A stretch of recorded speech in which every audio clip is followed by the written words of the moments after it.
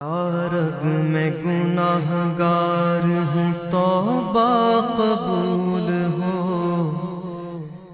عصیاں پہ شرمسار ہوں توبہ قبول ہو۔ قرآن مجید یہ رب ذوالجلال کی وہ عظیم کتاب ہے کہ جو بندہ مومن اس کی تلاوت کرتا ہے، حضور صلی اللہ علیہ وآلہ وسلم کے فرمان کے مطابق 30 یا 40 دنوں میں ایک مرتبہ قرآن مجید کو الحمدللہ رب العالمین سے لے کر والناس کی سین تک پڑھتا ہے، قرآن مجید سے محبت کرتا ہے، قرآن مجید کے فرمان کے مطابق اپنی زندگی بسر کرتا ہے، تو جب یہ بندہ مومن فوت ہوتا ہے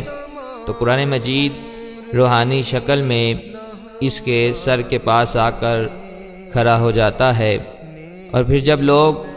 اسے غسل دے کر فارغ ہوتے ہیں تو قرآن مجید اس کے کفن کے اندر داخل ہو جاتا ہے، اور جب لوگ اسے قبر میں رکھتے ہیں، قبر بند کرتے ہیں، منکر و نکیر سوالات کے لیے آتے ہیں، تو قرآن مجید اس بندے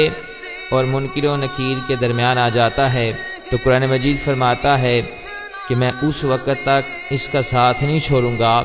کہ جب تک کہ یہ بندہ مومن جنت میں داخل نہیں ہو جاتا۔ مگر افسوس کہ قرآن مجید ہماری الماری کی طاقوں میں سجا ہوا ہے، اس کے اوپر گرد و غبار پڑ رہے ہیں، کئی مہینے گزر جاتے ہیں کہ اسے کھولنے کا موقع نہیں ملتا، جبکہ دوسری طرف جو ہمارے گھروں میں LCD وغیرہ ہیں، ٹی وی وغیرہ ہیں، ان کے اوپر گرد و غبار نہیں پڑنے دیا جاتا۔ شادی بیاہ کے موقع پر ناچ گانے بے حیائی شرعام ہو رہی ہے، موویاں بنتی ہیں۔ آقا علیہ الصلوۃ والسلام نے فرمایا، میرے صحابہ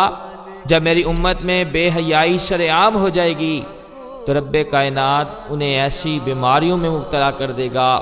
کہ جن کے انہوں نے کبھی نام بھی نہ سنے ہوں گے۔ جتنا مرضی علاج کرا لیں یہ بیماریاں دور نہیں ہو سکتی جب تک کہ ہم بے حیائی سے چھٹکارا حاصل نہ کر سکیں۔ یہ تو چند مثالیں ہیں، وگرنہ جھوٹ، غیبت، سود خوری، حرام خوری،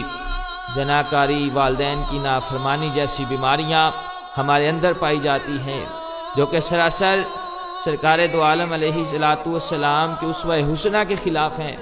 یہی وجہ ہے کہ آج کوئی بیمار ہے تو کوئی تنگ دست،